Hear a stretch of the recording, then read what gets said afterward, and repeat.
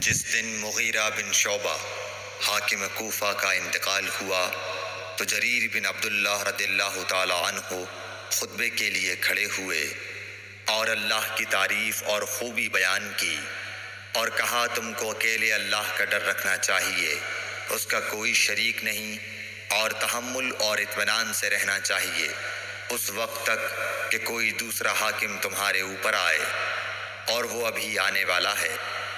پھر فرمایا کہ اپنے مرنے والے حاکم کے لیے دعائے مغفرت کرو، کیونکہ وہ مغیرہ بھی معافی کو پسند کرتا تھا۔ پھر کہا کہ اس کے بعد تم کو معلوم ہونا چاہیے کہ میں ایک دفعہ حضرت صلی اللہ علیہ وسلم کے پاس آیا اور میں نے عرض کیا کہ میں آپ سے اسلام پر بیعت کرتا ہوں۔ آپ نے مجھ سے ہر مسلمان کی خیر خواہی کے لیے شرط کی، بس میں نے اس شرط پر آپ سے بیعت کر لی۔ بس اس مسجد کے رب کی قسم کہ میں تمہارا خیر خواہ ہوں۔ پھر استغفار کیا اور ممبر سے اتر آئے۔ صحیح بخاری حدیث نمبر 58۔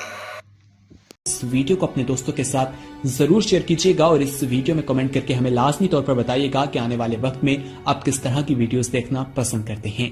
اور اگر آپ نے ابھی تک ہمارا چینل سبسکرائب نہیں کیا تو فوراً سبسکرائب کیجیے، ساتھ ہی بیل آئیکن پر کلک کریں تاکہ مزید آنے والی ویڈیوز جو ہم وقتاً فوقتاً آپ کے لیے اس چینل پر اپلوڈ کرتے ہیں وہ آپ کو وقت پر ملتی رہیں اور آپ ان سے مستفید ہوتے رہیں۔ اگلی ویڈیو تک ہمیں دیجیے اجازت، اپنا خیال رکھیے گا، اللہ حافظ۔